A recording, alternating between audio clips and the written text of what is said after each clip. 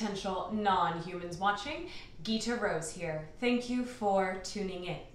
This video is about parallel worlds and splitting timelines. I am going to choose to know that most of you that are watching these videos of mine are students, friends of Bashar, channeled through Daryl Enka. I will state now for the record that I am in no way officially affiliated with Bashar Communications, but I'm going to trust in the knowingness that most people that are watching these videos are followers of Bashar through Daryl Enka. So this is something that you have heard before. The idea of parallel worlds and splitting timelines. Little recap for those of you who are perhaps new to this information. We are, each and every one of us, our own universe. We really are creating our reality, what we experience as our external reality based on our internal consciousness. And it really is then each and every one of our own unique universes or our own world.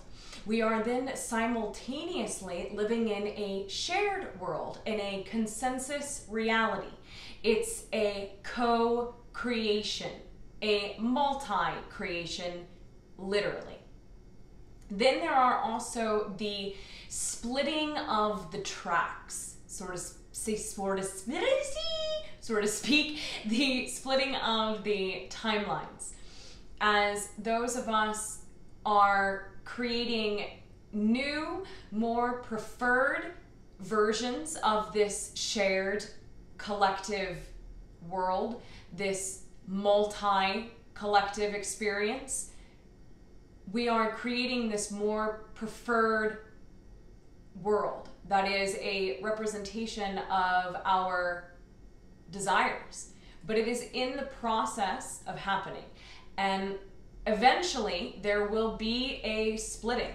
This splitting is already happening, and really it always has been happening, and it is the orchestration of existence itself, especially our filter in this dimensional density experience. But now we are becoming conscious of it, and the splits between these multiple tracks are getting farther and farther apart based on their vibrational resonance. However, we are still in the process of being able to see and interact with these very different worlds. These worlds that are on very different vibrational resonances. We can still see them and interact with them, and we are still interacting with a shared world that is in the process of shifting and is still reflective of the consensus reality, which has a lot of contrast. As those of us that are beginning to wake up, so to speak, or go back into the dream, however you want to look at it, we are together changing and sifting through our ultimate desires and creating this new, more preferred shared world. So that's my understanding of this concept in 500 words or less, hopefully, I trust. For those of you that may not have heard of this concept before, but I think most of us have. And for me, I know when I first heard this idea, I was like, gee, dang, Bashar, like, that's intense, bro. Like, am I on the right timeline? What's my frequency? What's my frequency? Am I on the right timeline? And this seems to be a common anxiety among a lot of people that are followers of Bashar and are in the process of truly ingraining, understanding, and knowing the concepts that they offer to us. From my understanding and my perspective, and from my experience Bashar has said this as well. The only way that you cannot be in the preferred timeline, that you can be on a different train other than what you truly prefer, is by worrying about it. And he started to say, when people ask, what's their signature vibration? What's my vibration in this moment? Well, you lowered your vibration by asking it. And so this concept is very intense. And I feel a lot of times even the contact specialist answer of, well, only by worrying about it do you push yourself off of your preferred timeline, still creates a anxiety response in us. There is a bit of that laugh that's like, oh right, I'm just worrying, relax, relax, relax, relax. But I'm noticing in my own sessions with Bella, a lot of people are experiencing this type of tension around this idea and these splittings of the multiple tracks. Right now, specifically, I'm filming this on December 12th, 2018, 12/12, does feel like a crossroads. All time is, all moments are, all moments have extreme choice. But right now in particular, really feels like there is the opportunity to truly solidify our preferred trains and to truly choose to know that we are on track. You're on track if you choose to believe it. If you choose to worry, then you're not on your track. And just because our shared world, our collective consensus reality is still exhibiting negativity and conflict and density, doesn't mean that you are not on your track. A big part of what's happening is us truly gaining the knowing, the understanding, the sovereignty of our unique signature vibrations, knowing that we truly are in our own world. Oh my God, you're like so in your own world. Yeah, I am. Thank you for noticing. And then being able to still interact with other worlds.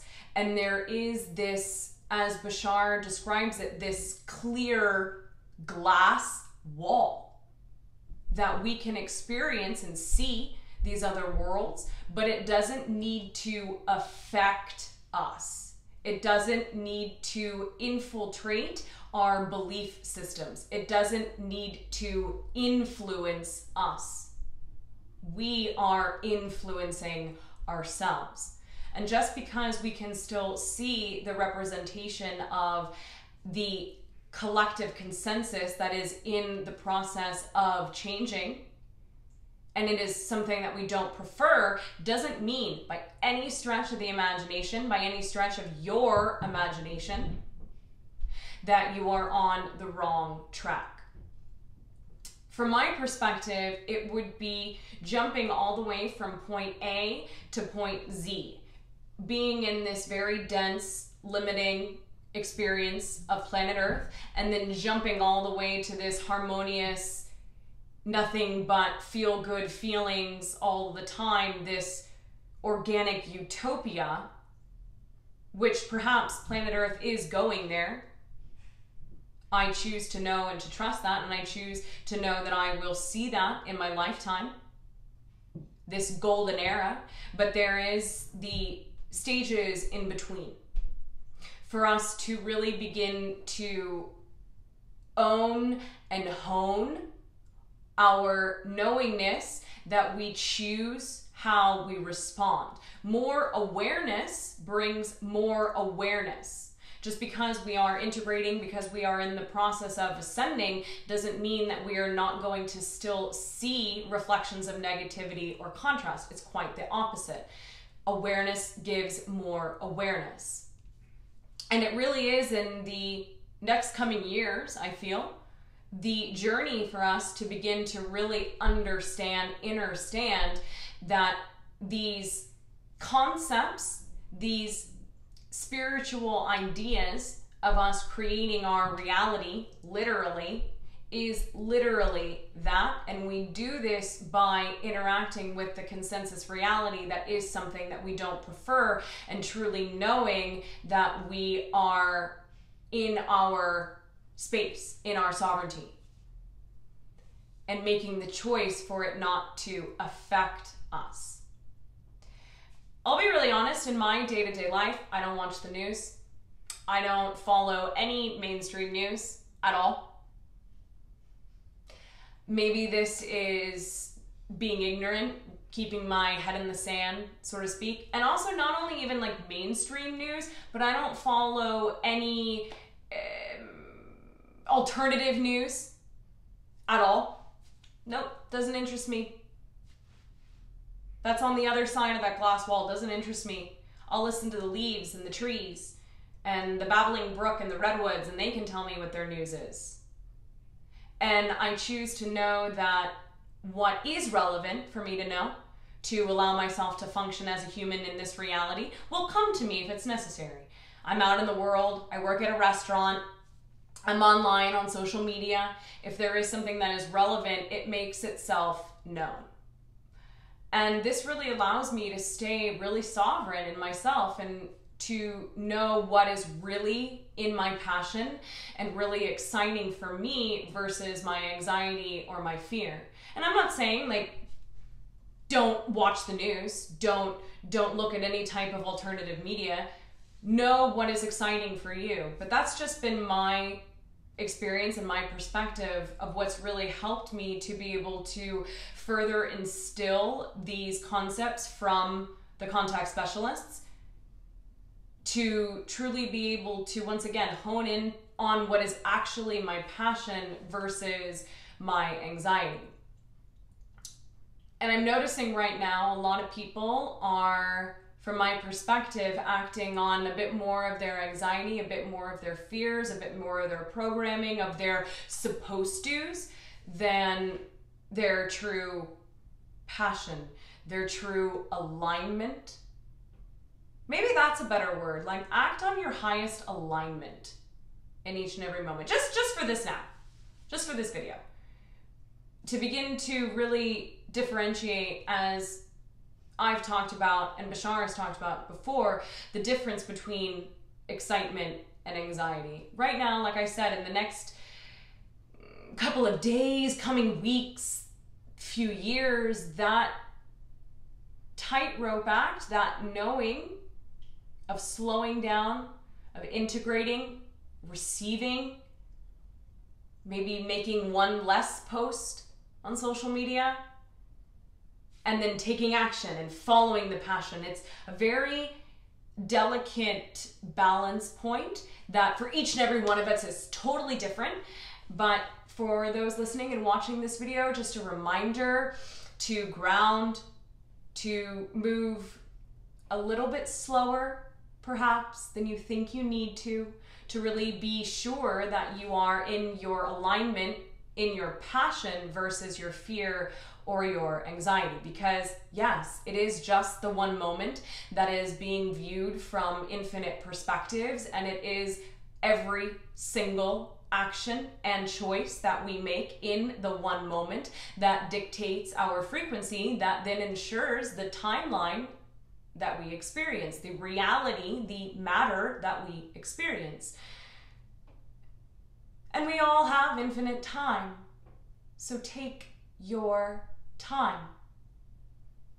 Also, something that has come up in sessions recently with people is when life presents us an opportunity and perhaps we back away because we are in fear, whether it be interacting with multidimensionals in a dreamscape, or it's a job that we think is just almost perfect, but it doesn't really ignite all of our senses, so we choose to say no.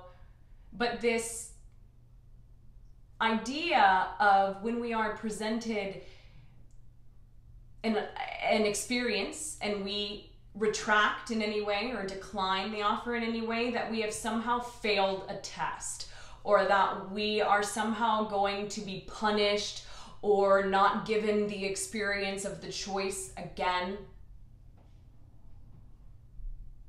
Doesn't work that way at all. This, I think, is also linked to, oh, well, am I supposed to take that job? Is that what my higher self is trying to tell me? Is that what I'm supposed to do?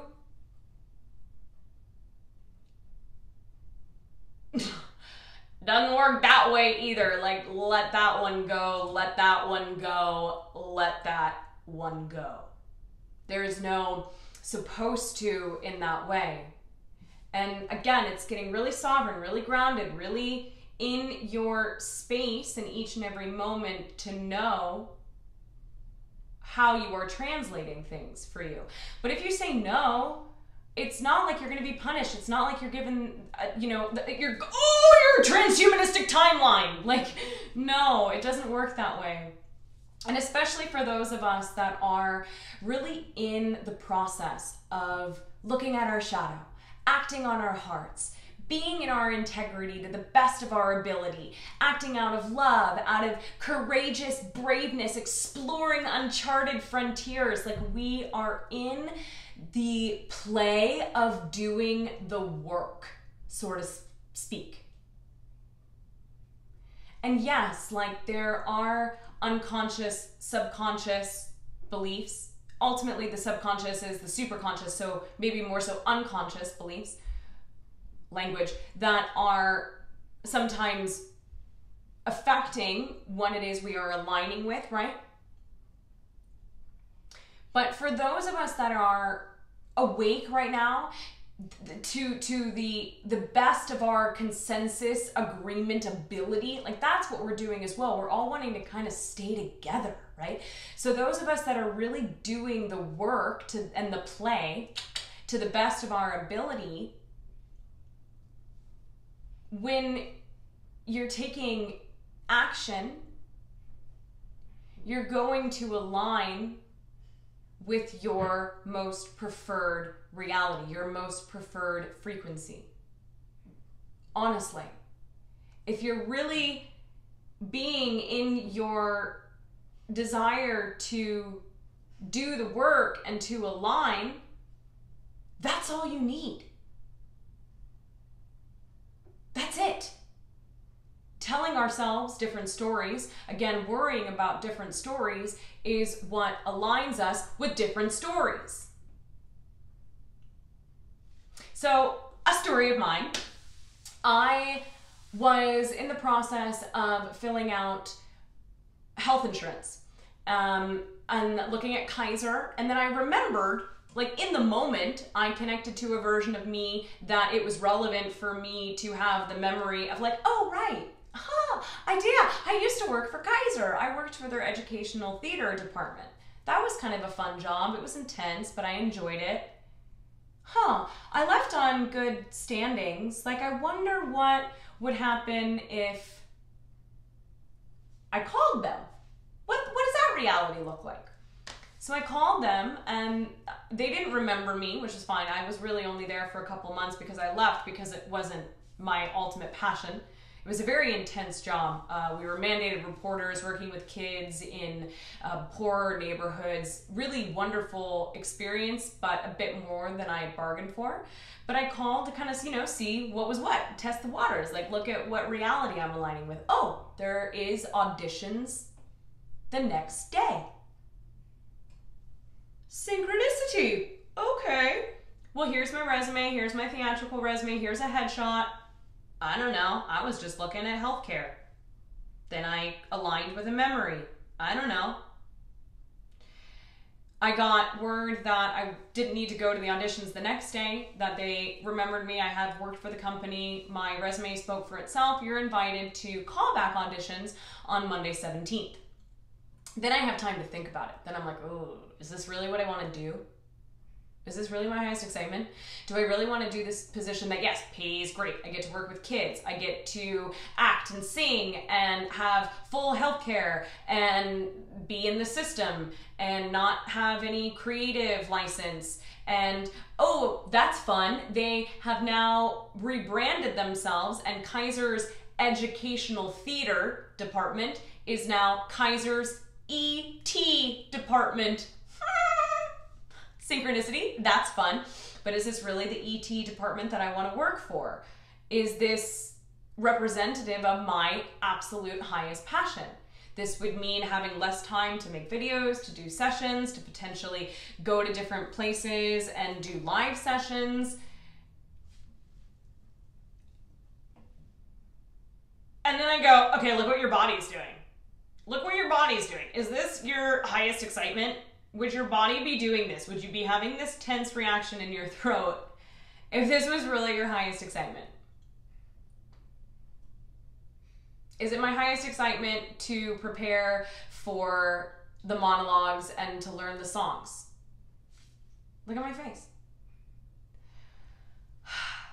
But even I am in the perspective of, shit, the synchronicities are all there. Is this what I'm supposed to be doing? I would be able to get myself completely out of debt. I'd have a lot of money. Yeah, sure, I wouldn't have time, but if I did it for a year, I'd have a lot of money. And like ET department synchronicity, the audition was the next day, but like, look at my body. This is anxiety. This is consensus, negative belief, reality. So I don't think, pretty sure now after going through this explanation, that I'm not going to that audition. So slowing down really in each and every moment and allowing your body to translate your true emotions so you can really hone in on what is the most exciting, to then be able to know that you are already on your track. You are on track.